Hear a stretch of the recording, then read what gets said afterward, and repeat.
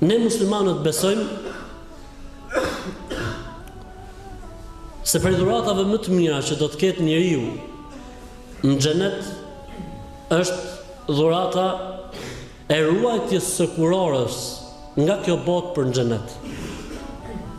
Për këtë arsye dhe Islami i kushton shumë rëndësi jetës bashkëshortore, sepse me të vërtetë në xhenetet e Zotit një prej mirësive më të mëdha që do të përjetojë njeriu, një prej se mirësitë e xhenetit nuk kanë numër dhe kufizim, është jeta bashkëshortore atje. Dhe ai që erun nga kjo botë për në botën tjetër, normalisht që do të jetë edhe më i lumtur se sa të tjerët. Ne kur lexojmë Kur'an për shembull, ose hadithet e profetit alayhisalatu wasalam, lexojmë aty për gratë e xhenetit, për hyrit e xhenetit.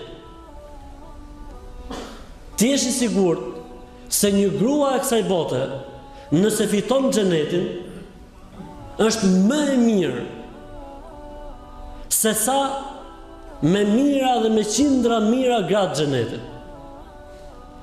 Pozicioni i gruas së kësaj bote besimtare që fiton xhenetin me bashkëshortin e saj, në krahasim me gratë e xhenetit që janë hyrit e xhenetit, që s'kan pas fare kontakt me jetën e kësaj bote, është si shembulli i mbretëreshës me princeshat. Ky është diferencimi. Për këtë arsye dhe Islami kushton shumë rëndësi ruajtjes së familjes, ruajtjes së nikahut dhe celebrimit dhe kurorës martësore, sepse ne shpresojmë që të jemi me gratë tona në xhenetet e Zotit. Ashtu siç edhe gratë tona shpresojnë që të jenë bashkë me ne në xhenetet e Zotit, mirë po normalisht është një armik i cili i ka zënë rrugën kësaj pune. Ai armik quhet Iblisi, shejtani, djalli i mallkuar, ose më shqip drejti. Pejgamberi i Zotit sallallahu alajhi wasallam thotë, në çdo ditë shejtani i mallkuar vendos fronin e tij mbi oqean dhe i fton të gjithë shejtanët e botës mëngjes. Për këtë arsye mjesi është me bereqet, ka marrësi se gjithë shejtanët kanë ikë mbledhje. Ne muslimanë në kohën e mëngjesit, kur duhet fillojë jeta me bereqet, e rrasim gjunin. Pse? Se shejtanët janë të angazhuar dhe zgjohemi atëherë kur shejtanët fillojnë punën. Të gjithë mblidhen atje dhe i paraqesin Iblisit, djallit të madh, i paraqesin raportin ditor. Vjen i pari thotë, vuna filoni derisa vëll. Mirë thotë, po s'ke bën asgjë gjatë modë. Vjen tjetri thotë, vuna filoni derisa në moralitet. Thotë, mirë, po s'ke bën asgjë gjatë modë. Vjen tjetri, raport, shpejt. Bëhet fjalë për çështje gajbi, nuk janë si parametrat tona. Derisa vjen njëri thotë, o shejtani thotë, o kryetar. Thotë po. Thotë unë një vuna thotë filanit dhe filanës derisa i ndave. Ti thotë po, bravo të qoftë, hajde këtu në front. E heq djalli kurorën e tij, ja jep ti drejtit vogël ca minuta sa të gëzohet, dhe pastaj ja merr prapë, mos kujtoni se ja lë. Dhe i jep forcë dhe energji për të vazhduar në këtë fushë. Ti je i sigurt se përballë jetës bashkëshortore është drejti i cili don që kjo jetë bashkëshortore mos vazhdojë. Prandaj ti duhet të kesh parasysh si burr, si bashkëshort, dhe ti duhet të kesh parasysh me motra ime, si bashkëshorte, se drejti ju ka fut kësaj rrugë me shumë seriozitet. Prandaj duhet të kesh parasysh këtë fakt gjithmonë. Mos kujto se djalli flen gjumë. Mos kujto se flen gjumë. Prandaj, nëse ka diçka që nuk shkon, mund të jetë edhe ngacmimi i Iblisit. Prandaj, nëse ndodh diçka, kape grumtate, puthe dhe thuaj, "A'udhu billahi minash shaitanir rajim." S'kam për ta kënaqur shejtanin.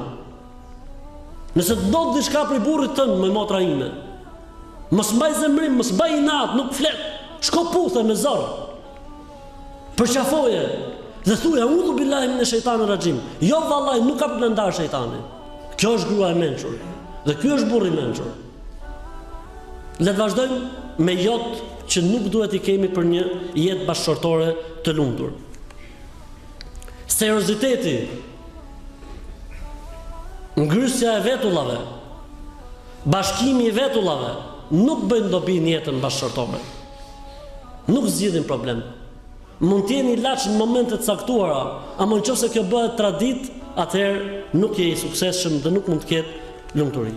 Jo, larg xhelozisë së urryer. Ka xhelozi të pëlqyeshme në Islam, por ka dhe xhelozi të urryer. Xhelozia e pëlqyeshme është ajo xhelozi që ka çdo mashkull, çdo burr për bashkëshortën e tij, absolutisht, për familjen e tij, për fëmijët e tij. Dhe urryer është ajo lloj xhelozie për të cilën njeriu nuk ka argumente dhe fakte. Thjesht xhelozon, bëhet me vezvese. E ky pastaj është smur mendor. Po kjo gjë mund ndodhi edhe ke krau tjetër. Isha një ditë me një vëlla, çdo 3 minuta merrte gruaja në telefon. Derisa një moment tha, "Më në hoshta përgjigju ti tha." Që të besoj që jam me hoxhën. E kjo është problem pastaj. Kjo nuk quhet xhelozi e pëlqyer, por kjo quhet xhelozi e smur, e cila nuk mund ta bëjë jetën bashkëtorë të lumtur. Jo të ngrënit vetëm. Do ta njëoni për shkun ka të bëj shumë. S'ka kuptim që bashkëshorti të ushqehet vetëm ose bashkëshorta të ushqehet vetëm. Të presin njëri tjetrin, të ushqehen me njëri tjetrin. Edhe nëse ka ngrënë, s'ka gjë, bëj sikur se Zoti më do të shtoj dashurinë mes tyre. Tani na bënë Allah për këtë fjalinë, jo larjes në dush vetëm.